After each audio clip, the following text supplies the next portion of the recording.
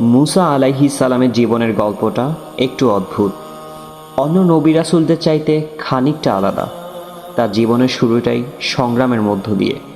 পাপিষ্ঠ ফিরআউনের হাত থেকে বাঁচাতে আল্লাহ সুবহানাহু ওয়া তাআলার নির্দেশে মুসা আলাইহিস সালামের মা একটা বাক্সতে পুরে শিশু মুসা আলাইহিস সালামকে দরিয়ার পানিতে নিক্ষেপ করেন। দৃশ্যটা একবার ভাবুন তো, একটা দুধের শিশুকে বাক্সতে ভরে দরিয়ায় নিক্ষেপ করে দিচ্ছেন একজন মা। পৃথিবীর কোনো মায়ের পক্ষেই কি এ ধরনের একটা কাজ সম্ভব? আপনার আম্মা কি পারতেন আপনাকে খুব ছোটবেলায় ঠিক এভাবে বাক্সতে বন্দি করে দরিয়ায় নিক্ষেপ করতে? অথবা আপনার দ্বারা কি সম্ভব আপনার দুধের সন্তানকে বাক্সর মধ্যে ডুবিয়ে পানিতে ছুঁড়ে মারা? দুনিয়ার কোনো মাই এটা করতে পারে না। নারীত্বের মমতার অংশটা, মাতৃত্বের গভীর দরদটা এই জায়গায় এসে ভীষণভাবে থমকে যেতে বাধ্য। মুসা আলাইহিস সালামের মাও কিন্তু পারতেন না, তিনিও তো মা। মুসা আলাইহিস সালামকে তিনি গর্ভে ধারণ করেছেন 9টা মাস।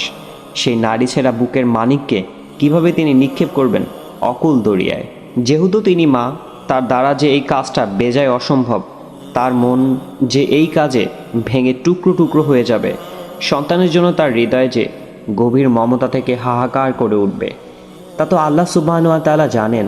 মানব প্রকৃতির সম্বন্ধে আল্লাহর চাইতে ভালো আর কে জানবেন দুনিয়ায়? মুসা আলাইহিস সালামের মায়ের মনের অবস্থাটাও আল্লাহর কাছে গোপন ছিল না। কিন্তু জালিম ফিরআউনের হাত থেকে শিশু মুসাকে বাঁচাতে হলে খানিকটা নির্মম, খানিকটা নির্দয় যে হতেই হবে। এমন নির্দয় আর নির্মমতার মুহূর্তে মুসা আলাইহিস সালামের মায়ের অন্তরে যাতে সুকুন তথা প্রশান্তি লাভ করে, যাতে কেটে যায় তার মনের সকল ভয় আর শঙ্কা, আল্লাহ সুবহানাহু ওয়া তাআলা তাকে শোনালেন আশ্বাস বাণী।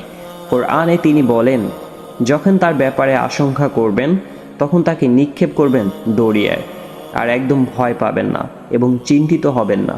নিশ্চয়ই আমি তাকে আপনার কাছে ফিরিয়ে দেব এবং তাকে রাসূলদের অন্তর্ভুক্ত করে নিব।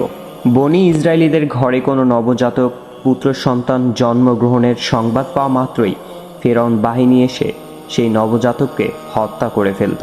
ফিরআউনের একটা স্বপ্নের ব্যাখ্যায় একজন জ্যোতিষী জানিয়েছিল, বনি ইসরায়েল সম্প্রদায়ে এমন একজন নবীর আগমন ঘটবে যার হাতে ফিরআউনের মৃত্যু হবে। নিজের মৃত্যু ঠেকাতে তাই ফিরআউন বনি ইসরায়েলীদের ঘরে জন্ম নেওয়া সকল নবজাতককে ধরে ধরে হত্যা করত। অর্থাৎ ভবিষ্যতে যে নবীর হাতে ফিরআউনের মৃত্যু হবে বলে জানিয়েছিল জ্যোতিষী, তাকে যেন জন্মের সাথে সাথেই মেরে ফেলা যায়। কিন্তু দুনিয়াতে কেউ তো তার ভাগ্যলিপিকে অতিক্রম করে যেতে পারে না, ফিরআউনও পারেননি। জালিম ফিরআউনের এই পাশবিকতা থেকে মুসা আলাইহিস সালামকে বাঁচানোর জন্য আল্লাহ সুবহানাহু ওয়া তাআলা মুসা আলাইহিস সালামের মাকে নির্দেশ দিয়েছিলেন কোলের শিশুকে দরিয়ায় ভাসিয়ে দিতে। আল্লাহ সেই আশ্বাস বাণী পেয়ে মুসার জননী আর দেরি করলেন না। একটা বাক্সবন্দি করে শিশু মুসা আলাইহিস সালামকে তিনি ভাসিয়ে দিলেন অকুল দরিয়ার জলে। সেই থেকে দরিয়া জড়িয়ে গিয়েছে নবী মুসার জীবনে। মুসা আলাইহিস সালামের জীবনের সবচেয়ে গুরুত্বপূর্ণ, সবচেয়ে নান্দনিক যে পরিণতি, সেখানে আছে দরিয়ার উপস্থিতি।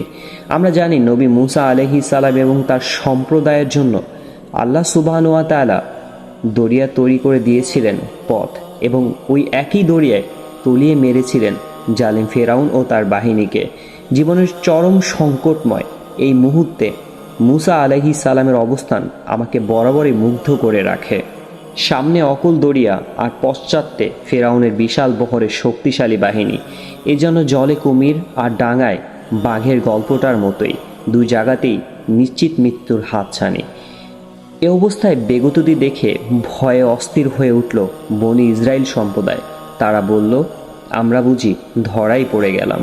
অন্য সকলের মতো মুসা আলাইহিস সালাম দেখেছিলেন যে সম্মুখে যতদূর চোখ যায় কেবল পানি আর পানি, নেই কোনো নৌকা পারাপারের বহন, আর পশ্চাতে একেবারে কাছে চলে এসেছে চিরশত্রু ফিরআউন। তিনি না সামনে যেতে পারছেন, না পারছেন পেছনে যাত্রা করতে। অন্য সকলের মতো তার সামনেও যাওয়ার আর কোনো রাস্তা খোলা নেই। কিন্তু অন্য সবার মতো তিনি ঘাবড়ে গেলেন না। যদিও খালি চোখে সম্মুখে উপনীত বিপদ এড়াবার কোনো পথ তিনি দেখছেন না, তবু একেবারে নির্ভয় আর নির্ভর থেকে তিনি অন্যদেরকে আশ্বস্ত করলেন এই বলে যে, কখনোই নয়, আমার রব আমার সাথে আছেন, তিনি শীঘ্রই আমাকে পথ দেখাবেন। সম্মুখে অকুল পাথার আর পশ্চাতের ঘাড়ের উপর পড়তে যাচ্ছে শত্রুর নিঃশ্বাস। এর মধ্যে পথ কোথায় পাওয়া যাবে? পথ যে কোথায় পাওয়া যাবে তা তো মুসা আলাইহিসসালাম নিজেও জানেন না। তবে তিনি এতটুকু জানেন আল্লাহ সুবহানাহু ওয়া তাআলা তাকে অবশ্যই পথ দেখাবেন। এরপর যা ঘটল তা তো রূপকথাকেও হার মানিয়ে দেয়। আল্লাহ সুবহানাহু ওয়া তাআলা দরিয়ায় মুসা আলাইহিসসালামের জন্য তৈরি করে দিলেন পথ, আর পশ্চাতে যে শত্রু পিছে নিয়েছিল তাকে ডুবিয়ে মারলেন ওই দরিয়ার জলেই। ওই দিন মুসা আলাইহিসসালাম কল্পনাও করতে পারেননি যে তার জন্য আল্লাহ সুবহানাহু ওয়া তাআলা সমুদ্র মধ্যে পথ তৈরি করে দিবেন। তিনি শুধু এতটুকু জানতেন তার রব তার সাথে আছেন, আর আল্লাহ সুবহানাহু ওয়া তাআলা যার সাথে থাকেন তিনি পথের কথা ভাবেন না, ভাবেন পথের মালিকের কথা। মুসা আলাইহিস সালামের পথের মালিকের স্মরণে বিভেদ ছিলেন সেই দিন।